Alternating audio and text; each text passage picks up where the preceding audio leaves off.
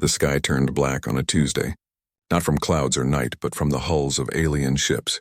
Hundreds of them, maybe thousands, blocking the sun over every major city on Earth. Tae-ho Kim stood on the rooftop of what was left of Seoul's military command center, looking up at the massive ships. 3 days had passed since they arrived. 3 days of hell. He adjusted his lieutenant's uniform, now dirty and torn. It didn't matter anymore. The chain of command had broken down when the aliens, the Vorak, destroyed most of Earth's military bases in their first attack. Lieutenant Kim. Jeon Park called from the doorway behind him. She was small but strong, with short black hair and eyes that missed nothing. She had been his friend since childhood, and now she was the best communications expert he had. The team is ready. Tae-ho nodded and followed her down the stairs. The command center had been built to withstand bombs, but the Vorak weapons had still damaged the upper floors. The basement levels were intact, filled with what remained of Seoul's defense force, 38 soldiers and civilians who knew how to fight. In the main operations room, Han-gil-ryu waited with the assault team. Han-gil rarely spoke, but he could turn almost anything into an explosive. That skill had saved their lives more than once in the past 3 days. "What's the plan, sir?" Han-gil asked, checking his rifle. Tae-ho pointed to a map spread across the central table. "The Vorak have set up a command post here at the old city hall. Our scouts report they have some kind of shield generator. If we can destroy it, their ground troops in this sector will lose protection." "How many guards?" someone asked. "At least 20, plus whatever those four-legged hunter things are called." "Stalkers," Jeon said. "I heard a British radio transmission calling them that before we lost contact with Europe." Tae-ho nodded. "2 stalkers guarding the entrance. We'll need to be quick and quiet." He divided the team into 3 groups, 1 to create a distraction, 1 to target the shield generator, and 1 to secure their escape route. Han-gil would place explosives on the generator. Jeon would stay behind to coordinate communications. "We move in 1 hour," Tae-ho said. "Get ready." As the team prepared their weapons and gear, Jeon pulled Tae-ho aside to her communications station. Several screens and radio equipment were set up, most salvaged from damaged military vehicles. "I'm picking up something strange," she said, adjusting a dial. Static filled the room, then broke into a pattern of sounds. Not words, not quite music, but definitely a signal. It started last night. "It's not Vorak, their transmissions sound different. And it's not any Earth military code I recognize." Tae-ho frowned. "Another alien group?" "Maybe." Jeon's fingers flew over her keyboard. "The pattern repeats every 17 minutes. It's coming from somewhere in orbit, but not from the Vorak ships. Could be automated distress signals from our own destroyed satellites," Tae-ho suggested. Jeon shook her head. "No, this is your directed intentional, like it's trying to communicate specifically with us." "Can you decode it?" "Not yet. I need better equipment." Tae-ho checked his watch. "Keep trying, but we have to focus on the mission now. If we don't take out that shield generator, nothing else matters." Jeon nodded, but Tae-ho could tell she was troubled. She had always been able to solve any communications puzzle. This one clearly bothered her. An hour later, under the cover of darkness, Tae-ho led his team through the ruined streets of Seoul. The once bright city was now mostly dark, with only alien lights glowing from certain buildings the Vorak had claimed. They moved in the shadows, avoiding the floating drones that patrolled regularly. They reached a position 2 blocks from the city hall. The building was intact but transformed. Strange metal structures grew from its roof, and a faint blue glow surrounded it. The shield. "Distraction team, get ready," Tae-ho whispered into his radio. "On my mark." He waited until a patrol of Vorak soldiers passed, then gave the signal. 3 blocks away, explosions rocked an empty building. The Vorak guards turned toward the noise, and several ran toward it. "Now, move," Tae-ho ordered. His team sprinted across the open space, staying low. They almost reached the building when a high-pitched wail cut through the air. One of the stalkers had spotted them. The 4-legged alien creature was faster than any human, with glowing red eyes and claws that could tear through armor. "Fire," Tae-ho shouted. His team opened fire, bullets pinging off the stalker's natural armor. Han-gil stepped forward with a modified shotgun. He fired once, twice, and the stalker went down, purple blood pooling on the pavement. But the damage was done. Alarms blared, and more Vorak soldiers appeared, firing their energy weapons. Green bolts of light cut through the night, hitting 2 of Tae-ho's team.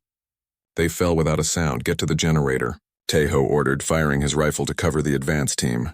Hungil and 4 others ran for the building entrance. Teho's radio crackled. "Lieutenant, they're bringing in air support." Jiun's voice was urgent. "You need to abort." He looked up to see a Vorak fighter craft descending toward their position, its weapons charging. "Hungil, status," he shouted into his radio. "Inside but heavy resistance," Hungil replied, his voice almost drowned out by gunfire. "Need 5 minutes to reach the generator." "You don't have 5 minutes," Teho said, watching the fighter craft.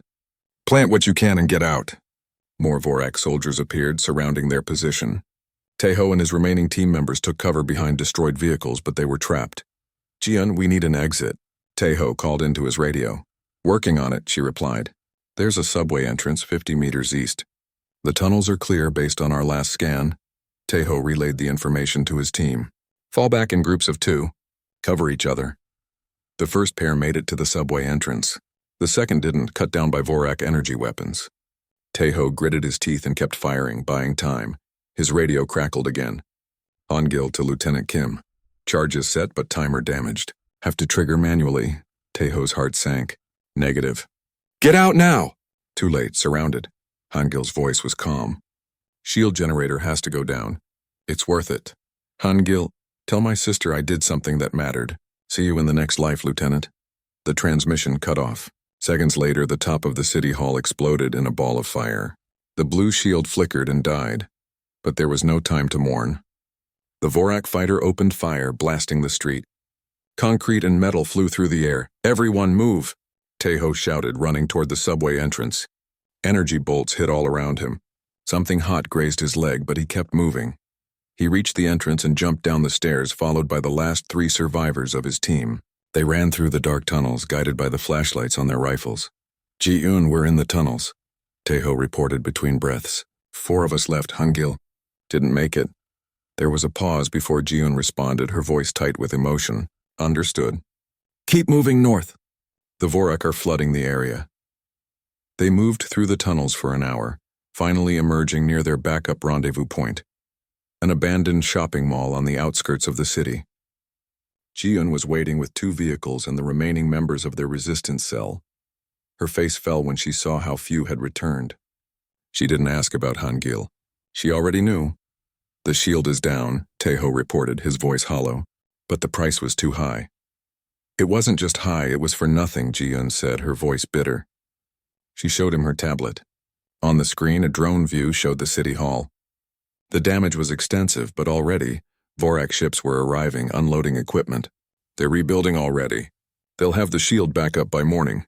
Teho slammed his fist against the wall. Then what was the point? Hangil died for nothing? "Not nothing," Ji-un said quietly. "We know more now. Their repair capabilities, their response times, and..." She hesitated. "That signal is getting stronger. I think whatever it is, it's getting closer to Earth."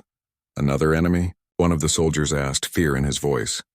"Or a potential ally," Ji-un suggested, "but I need better equipment to decode it. The old observatory in the mountains might have what I need." Teho looked at the tired, wounded people around him. They had lost so much today, but they couldn't give up. "We'll head to the observatory at first light," he decided. "For now, everyone rest. Tomorrow we start over." As the others sought places to sleep, Teho stepped outside. The night sky was clear between the Vorak ships. Stars still shone, reminding him that the universe was vast. Somewhere out there, perhaps someone was looking back. Friend or foe, they would find out soon enough. He thought of Hangil and all the others they had lost. "If you're up there," he whispered to the stars, "we could use some help." Only silence answered him. But somewhere in that silence, a ship was drawing closer to Earth, carrying with it either doom or salvation. Dawn broke over the mountains outside Seoul. The morning light revealed a world changed forever. In the distance, the city smoked under the shadow of alien ships. The Vorak had arrived only 4 days ago, but already Earth seemed like a different planet. Teho Kim led what remained of his resistance cell, 17 people now, up the winding mountain road. 2 vehicles carried their supplies and wounded. The rest walked, saving fuel. Ji-un Park walked beside Teho, checking her tablet every few minutes, tracking the strange signal that had caught her attention. "It's definitely getting stronger," she said, showing him the screen. "Whatever it is, it's in Earth orbit now." "The Vorak reinforcements?" Taeho asked, his voice heavy with fatigue. Ji-un shook her head. No, this signal doesn't match their communication patterns. It's different. More complex in some ways, simpler in others. Taeho wanted to believe it could be help, but hope seemed dangerous now. Let's just focus on reaching the observatory. We need shelter and a defensible position. The mountain observatory had been built decades ago, then abandoned when newer facilities were constructed. It sat on a plateau with a clear view of the surrounding valleys. Good for watching the stars, good for spotting approaching enemies. By midday, they reached the observatory. The main building was a dome with a large telescope inside, surrounded by smaller structures that once housed researchers and equipment. Everything was covered in dust but otherwise intact. Search the buildings, Taeho ordered. Make sure we're alone, then secure the perimeter. While the others checked the facility, Ji-un went straight to the main control room. Old computers and radio equipment filled the space. She ran her hands over the consoles, eyes bright with excitement despite their situation. This is perfect, she said. Some of this equipment is old, but the satellite dishes on the roof are exactly what I need. If I can get power to the systems, I can track that signal to its source. One of the resistance fighters, an engineer before the invasion, helped Ji-un restore power to the observatory. Solar panels on the roof still functioned, providing enough electricity for their basic needs and Ji-un's equipment. Taeho established patrols and guard rotations. From the observatory's high position, they could see any approach by land. The Vorak air patrols were the real danger, but so far, they seemed focused on the cities and military installations. As night fell, Taeho found Ji-un still working in the control room. Surrounded by glowing screens, you should rest, he said, placing a cup of instant coffee beside her. It was one of their few luxuries scavenged from the observatory's old kitchen. Ji-un took the coffee without looking up. I'm close to something. The signal, it's not just random noise. There's a pattern, almost like... She frowned, adjusting some settings on the screen. Almost like Korean, but not quite. Like someone trying to speak our language but getting the rhythm wrong. Taeho leaned closer. What does it say? I don't know yet. But I think it's a message specifically for us. For Koreans. Before Taeho could respond, his radio crackled.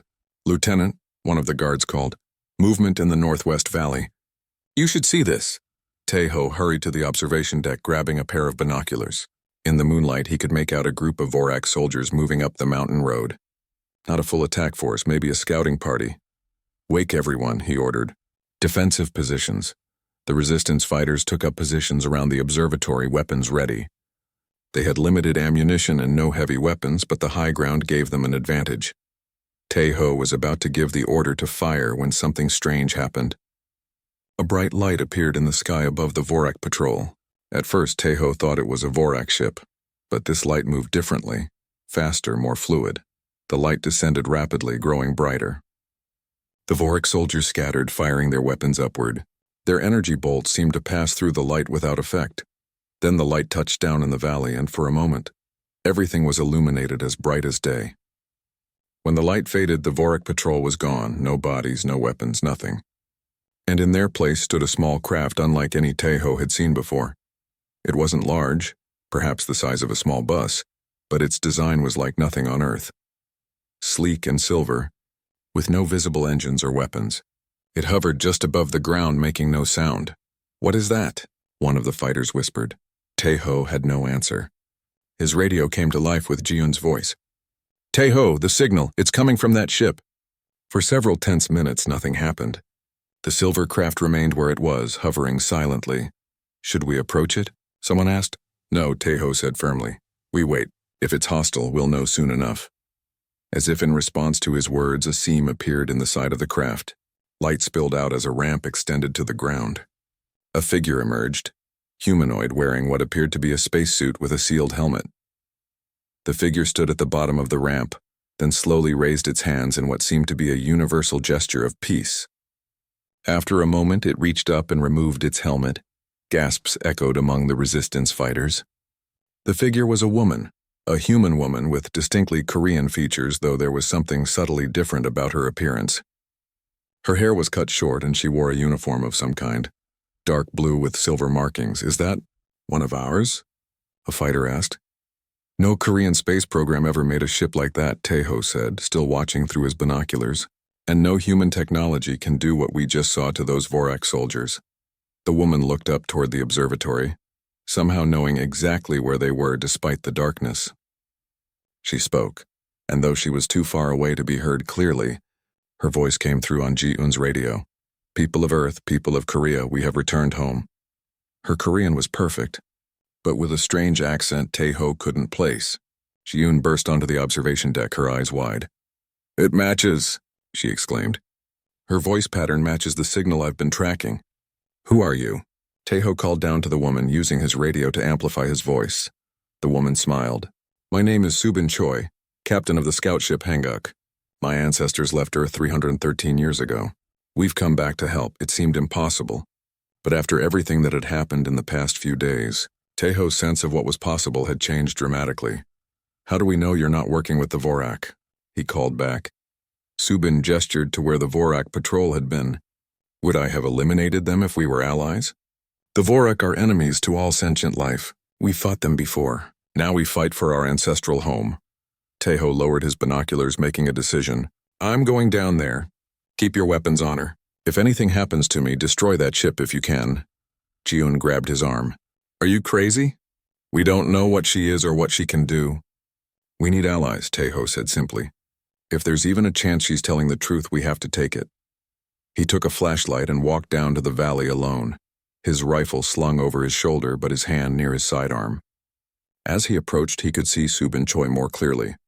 She looked to be in her 30s with features that were definitely Korean, but her eyes seemed to reflect light differently, and her posture was too perfect, too balanced. "Lieutenant Tae-ho Kim," he introduced himself when he was a few meters away. "Seoul Defense Force," Subin bowed slightly. "Captain Subin Choi of the Seonjin Fleet. It is an honor to meet a defender of our motherland." "You said your ancestors left Earth over 3 centuries ago," Tae-ho said. "How is that possible? We didn't have space travel then." "Not officially," Subin replied with a small smile. "During the Joseon dynasty, a secret program was established by a group of scholars and inventors who had studied Western science. They built a ship in secret, believing Earth would soon face a catastrophe. 300 families left aboard the Wonjoguk, the first homeland. It was a generation ship, designed to sustain life for the decades it would take to reach our destination." Tae-ho's mind reeled at the implications. "And you found another planet?" "We found a new home. We call it Daehan. It orbits a yellow star much like our sun. For centuries we've been building our society there, advancing our technology and watching Earth from afar." "Watching? Why not contact us?" Subin's expression grew serious. "Our ancestors left specific instructions. We were only to return if Earth faced an extinction-level threat. The Vorak qualify." Tae-ho studied her face, looking for deception. "If you've been watching us, you must have seen the invasion coming. Why not warn us?" "We tried," Subin said, regret in her voice. "That's the signal your friend has been tracking. We sent warnings for months, but either they were not received or not understood. By the time we realized this, the Vorak were already in your system. We came as quickly as we could." Tae-ho wanted to believe her.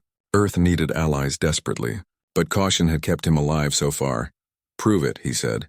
"Prove you're human and not some Vorak trick." Subin considered this, then held out her hand, palm up. Above it, a holographic display appeared, showing images of a green and blue planet much like Earth, and cities that looked both familiar and alien at the same time. The architecture had clear Korean influences, but with technology far beyond anything on Earth. "This is Daehan," she said, "home to 5 million descendants of those original 300 families. Our world." Morning came to the mountain observatory with a new sense of purpose. The resistance fighters moved with energy they hadn't shown in days. Having Subin among them changed everything. Hope was a powerful force. Tae-ho sat with Subin and Ji-eun in the observatory's main conference room, maps of Korea and satellite images of Vorak positions spread across the table. Subin studied them carefully, occasionally making notes on a small device she carried, something like a tablet but thinner and more advanced. "Their deployment is standard Vorak procedure," Subin said, pointing to the largest concentration of alien ships over Seoul. "They always start with major population centers, then expand outward. Their goal is resource extraction, not territory." "What resources?" Tae-ho asked. "What do they want from Earth?" Subin's expression darkened. Water, primarily. And biomass. Biomass? Ji-yoon asked. Living matter. Plants, animals. Subin hesitated. People. The Vorak process all organic material into fuel and building materials for their fleet. A cold silence fell over the room. You're saying they're going to harvest us? Taeho finally asked, his voice tight. Turn us into fuel? Subin nodded grimly. They've done it to dozens of worlds. The Vorak are not conquerors in the traditional sense. They're like locusts stripping a planet bare before moving on. How do you know so much about them? Ji-yoon asked, suspicion in her voice. We've fought them before, Subin replied. 80 years ago they entered our system. We drove them back, but at great cost. Since then we've studied them, prepared for their return. We know their tactics, their technology, their weaknesses. And what are those weaknesses? Taeho pressed.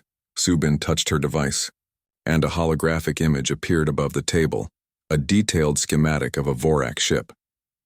Their hulls are nearly impervious to conventional weapons, but they have vulnerable points here and here, she said, highlighting sections of the image. Their shields operate on a frequency that can be disrupted if you know the correct modulation. And their ground troops, while strong, can be confused by certain sound patterns that interfere with their neural networks. Ji-yoon leaned forward, studying the hologram intently. This is incredibly detailed. How did you get this information? We captured a scout ship similar to their fighters. Reverse engineered it. The Seonjin, that's what we call ourselves now, have always excelled at adapting technology. Taeho looked at Subin thoughtfully. You said your battle cruiser is at the edge of our solar system. Why not bring it here immediately? Attack the Vorak directly? The Haedong is powerful, but it's one ship against hundreds, Subin explained. We need to be strategic. Hit their command structure, disrupt their communications. That's why I need your help, your knowledge of their current positions on Earth. It made sense, but Taeho still felt uneasy. There was something Subin wasn't telling them. He could see it in her eyes when she spoke about the Vorak, a personal hatred that went beyond protecting Earth. I need to see this ship of yours, he decided. And I want to speak to your captain, this Min-jae Kang you mentioned. Subin nodded. Fair enough. We can take the Hanguk to the Haedong. A few of your people should come, those with military or technical knowledge that could help plan our attack. Taeho chose Ji-yoon for her communications expertise and 2 others with military backgrounds. The rest would stay at the observatory, establishing it as a base for future operations. As they prepared to leave, one of the lookouts rushed into the room. Lieutenant, Vorak ships approaching from the east. At least 3 fighters in a transport. Taeho rushed to the observation deck. The alien craft were moving fast, clearly heading straight for the observatory. They must have tracked their missing patrol, Subin said, appearing beside him. We need to leave now. We can't abandon our people, Taeho argued. My ship can't hold everyone, Subin said. But I can give your fighters a chance. She activated her communication device. Hanguk, execute Defense Protocol 3. Her ship, still in the valley below, suddenly hummed to life. It rose silently into the air, then shot toward the approaching Vorak craft at impossible speed. Before the Vorak could react, the Hanguk fired, not bullets or missiles, but beams of intense blue light that sliced through 2 of the Vorak fighters, causing them to explode in midair. The remaining fighter and the transport veered away, but the Hanguk pursued, forcing them to retreat. Automated defense systems, Subin explained, seeing Taeho's shock. The Hanguk will return once the threat is neutralized. The resistance fighters stared in awe at the display of technology. If one small scout ship could do that, what could their battle cruiser do? When the Hanguk returned, hovering near the observatory, Subin led Taeho and his chosen team toward it. The others would remain behind, using the weapons and supplies Subin had provided to defend the base. Inside the Hanguk, Taeho was struck by how alien and familiar it felt at the same time. The design was sleek and minimalist, but with touches that reminded him of traditional Korean aesthetics, the curve of the walls, the patterns in the floor. Everything was illuminated by a soft blue light with no visible source. It's beautiful, Ji-yoon whispered, running her hand along a console. It's home, Subin replied with a small smile.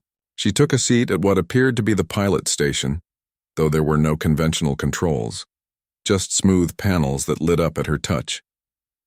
The journey to the Haedong will take about 3 hours. We need to stay outside Earth's atmosphere to avoid Vorak detection. The ship rose smoothly, accelerating faster than should have been possible without crushing them with G-forces. Yet Taeho felt only a slight pressure like being in a fast elevator. Inertial dampeners, Subin explained, seeing his confusion. They protect us from the effects of acceleration. As they left Earth's atmosphere, Taeho got his first view of the planet from space, and the full extent of the Vorak invasion. Hundreds of alien ships surrounded the globe, like dark parasites attached to a blue-green host. There are so many, Ji-un said, her voice small. More than we expected, Subin admitted, her expression grim. They must have committed a larger portion of their fleet than we estimated. The Hanguk accelerated again, moving away from Earth at incredible speed. Soon the planet was just a small blue dot behind them, and they were passing the moon. Your ancestors, Taeho said as they traveled. You said they left Earth 13 years ago. How did they know to build a ship then? How did they have the technology? Subin was quiet for a moment, as if deciding how much to share. There were external factors, knowledge that came to certain scholars, warnings about Earth's future. What kind of warnings? Ji-un asked. Visions of destruction, natural disasters, wars, and eventually, alien contact. Subin looked back at Earth, now barely visible. They weren't wrong, were they? Before Taeho could press further, Subin's console chimed. We're approaching the Haidong, preparing for docking. Ahead of them, space itself seemed to bend and shift, and suddenly a massive ship appeared where there had been nothing before. The Haidong dwarfed the Hanguk, stretching at least 1 kilometer in length. Its design shared elements with the smaller ship, but on a much grander scale, with sections that looked like the sweeping roofs of ancient Korean temples. Cloaking technology, Subin explained. We've been observing Earth undetected for decades. The Hanguk approached a docking bay that opened like a flower, light spilling out from within. The smaller ship settled gently inside, and the bay doors closed behind them. Welcome to the Haidong, Subin said as the ship powered down. The pride of the Seonjin fleet. They were greeted by a delegation of officers in uniforms similar to Subin's. Taeho was struck by how familiar yet different they looked, clearly of Korean descent, but with subtle differences in their features, posture, and movement that marked them as something not quite human. One man stepped forward, tall and imposing, with close-cropped gray hair and intense eyes. The others deferred to him immediately. Captain Min Jae-kang, Subin introduced him, commander of the Haidong and leader of this mission. Min Jae bowed formally to Taeho and his team. Lieutenant Kim, welcome aboard. Your presence honors us. For generations we have dreamed of reconnecting with our ancestral home. Taeho returned the bow. Thank you for coming to Earth's aid, Captain. Though I still have many questions about who you are and why you left in the first place. Min Jae's expression remained neutral. All will be explained. Please come with me to the command center. We have much to discuss and little time. The command center of the Haidong was a vast circular room filled with stations where crew members monitored various systems. At the center was a large holographic display showing Earth and the surrounding space, with the Vorak ships marked as red dots, as you can see. The situation is dire, Min Jae said, gesturing to the display. The Vorak have established their primary harvesting stations here and here. He highlighted positions over North America, Europe, and East Asia. They've already begun extracting water from your oceans and processing biomass in these areas. Processing biomass? Taeho repeated bitterly. You mean killing people? Yes. Min Jae didn't sugarcoat it. Approximately 1.3 million humans have been processed so far, primarily from coastal population centers. At their current rate, they will render Earth uninhabitable within 6 months. The brutal assessment hit Taeho like a physical blow. The Hanguk descended through Earth's atmosphere, using its cloaking technology to avoid detection by Vorak scanners. Inside, Taeho and Ji-un prepared for their return to the observatory. The weight of their mission pressed down on them. Contact Earth's remaining military forces and coordinate a global counterattack. Do you really think there are submarines still out there? Subin asked as she piloted the ship. Yes, Taeho said. Several nations built special shelters for their nuclear submarines, designed to withstand even direct hits. If any military forces survived the initial attack, it would be them. Ji-un checked her equipment. The problem will be reaching them. The Vorak have been jamming most communication frequencies. My ship can help with that, Subin said. The Hanguk's communication array can punch through their jamming technology.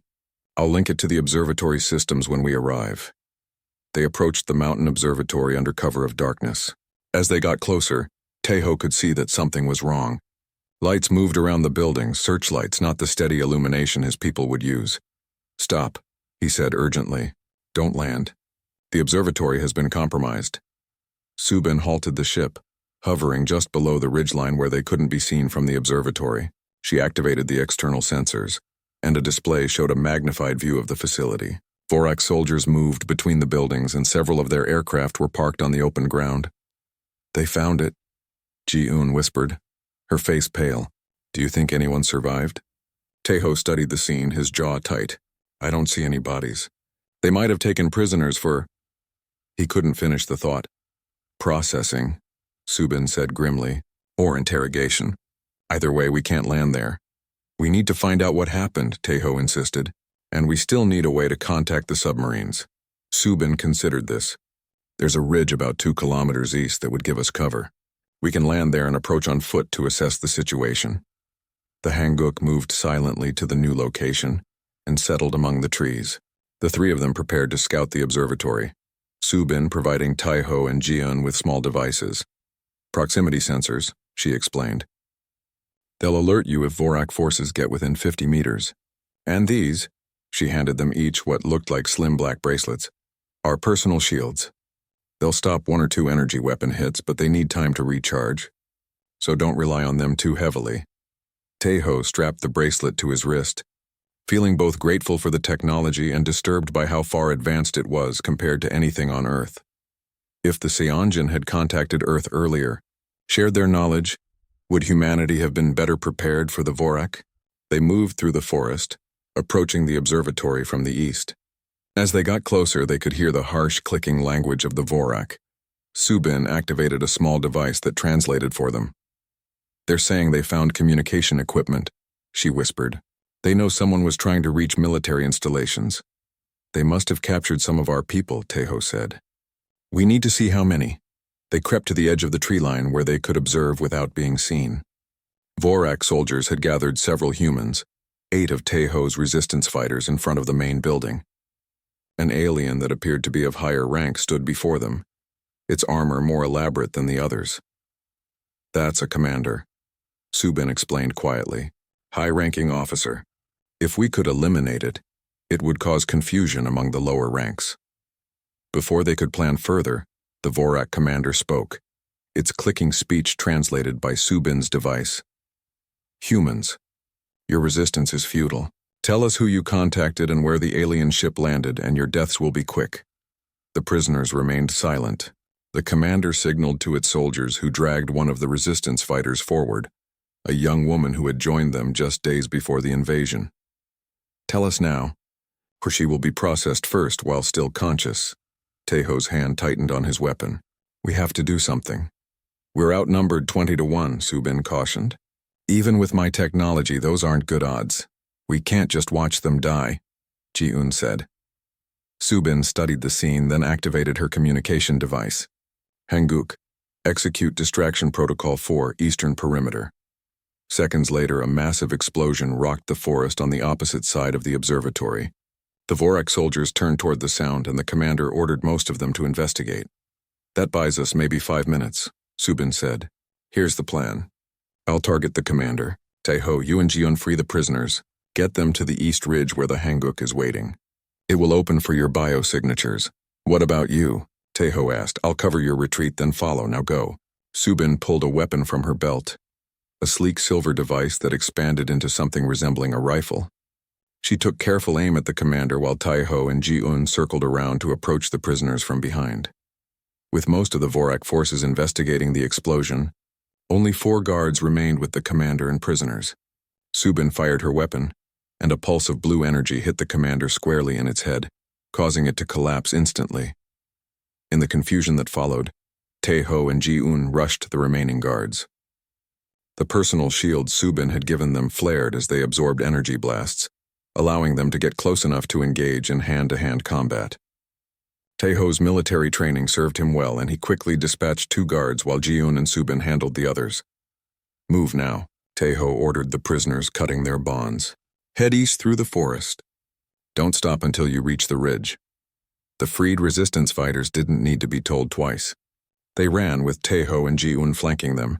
Subin provided covering fire as Vorak soldiers began to return from investigating the explosion. They were halfway to the ridge when energy bolts began to rain down around them. Vorak aircraft had joined the pursuit, their searchlights sweeping the forest. "Keep moving," Subin shouted. She fired at one of the aircraft, her weapon somehow disrupting its engines. It spiraled down, crashing into the trees. They reached the ridge, gasping for breath, and found the Hanguk waiting, its entry ramp lowered. "Everyone aboard," Taeho ordered. As the last of them entered the ship, a Vorak energy blast caught Subin in the leg. She stumbled and Taeho ran back to help her. "Leave me," she gasped. "Get them to safety." "Not a chance," Taeho said, pulling her arm over his shoulder. His shield flared as it absorbed another blast, then went dark, depleted. The next shot would hit him directly. Before it could come, Ji-un appeared beside them, her own shield still active. Together, they dragged Subin into the ship as energy bolts struck all around them. "Hanguk, emergency launch," Subin commanded through gritted teeth. The ship sealed its ramp and shot upward, accelerating rapidly away from the pursuing Vorak. Inside, the freed prisoners collapsed in exhaustion and relief. One of them, a former army medic, examined Subin's wound while Ji-un took over piloting the ship using Subin's instructions. "The Vorak know about you now," Taeho said to Subin as the medic worked. "They'll be looking for the Haidong," Subin nodded grimly. "We've lost the element of surprise. That means we need to move fast. Did any of your people manage to contact military forces before they were captured?" One of the resistance fighters spoke up. "We tried, but the Vorak jammers were too strong. We picked up a few fragments, some kind of coordinated resistance in Europe and what might have been a submarine communication off the coast of Japan. Nothing clear enough to establish contact." "Japan," Taeho repeated thoughtfully. "The JSDF had several advanced submarines. If they survived, they might be our best hope." "We need to get to the coast," Ji-un said. "Find a way to boost our signal." Subin winced as the medic finished treating her wound. "The Hanguk can get us there. Its systems should be able to penetrate the Vorak jamming if we're close enough to the submarine's patrol areas."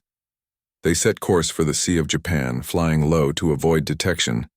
As they traveled, Taeho checked in with each of the rescued resistance fighters, learning what had happened after they left. "The Vorak came about an hour after you departed," one explained. "Dozens of them. We fought as long as we could, but they had too many air units. They seemed especially interested in the communication equipment, like they knew we were trying to contact someone. They may have detected our transmission attempts," Ji-un suggested, "or they might have captured other resistance cells who told them about our plans." Subin, despite her injury, joined them in the ship's command area. "More likely they detected the Hanguk when it first landed at the observatory. They've been tracking us since then, waiting to see what we would do. And now they know about the Haidong," Taeho said. Subin nodded. "Captain Kang needs to be warned. The Vorak will be searching for it now." She activated the ship's long-range communication system, sending an encrypted message to the battlecruiser. The response came quickly. Min Jae's voice filled the command area. "Captain Choi, your timing is concerning. We've detected unusual activity in the Vorak fleet. Their ships are repositioning, focusing their scanners outward from Earth rather than inward. They're looking for us. We were compromised at the observatory," Subin reported. "The Vorak now know about the Haidong." There was a pause before Min Jae responded.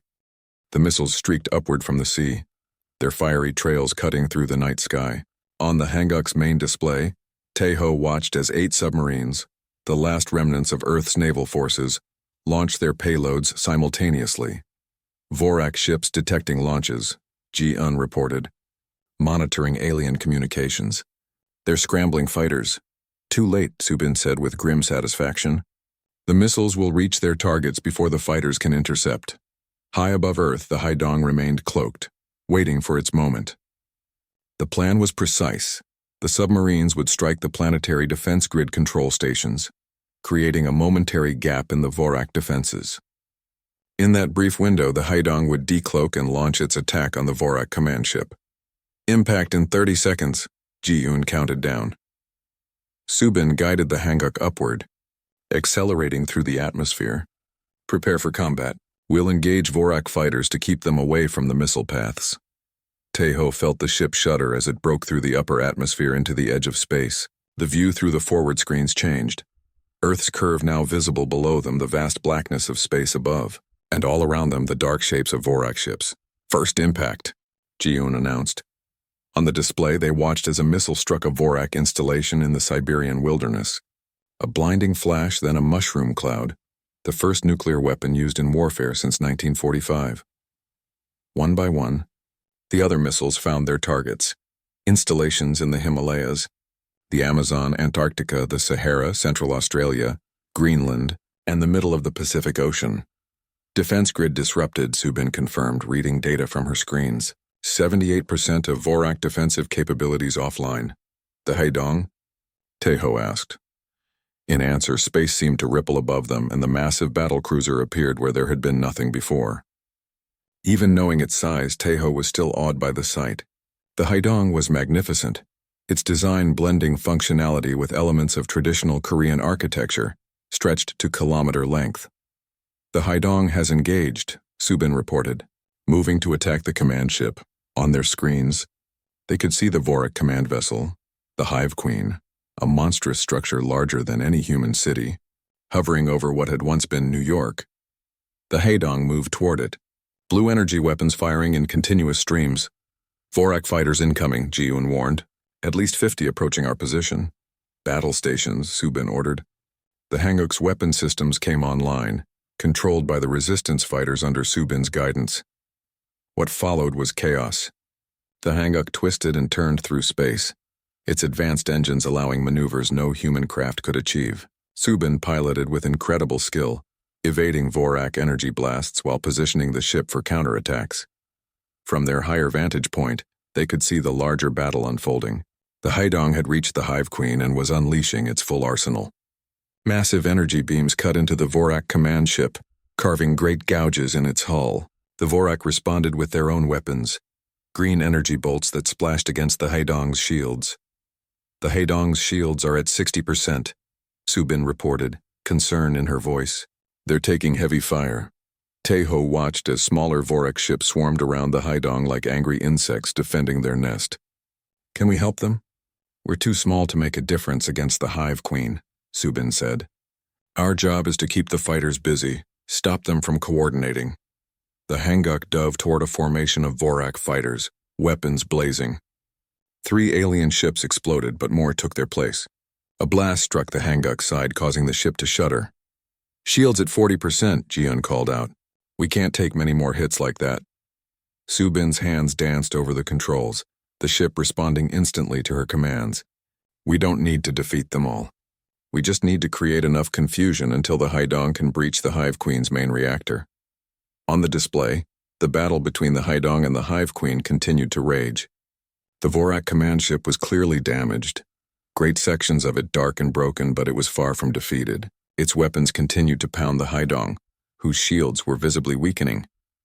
The Haidong is in trouble, Tejo observed.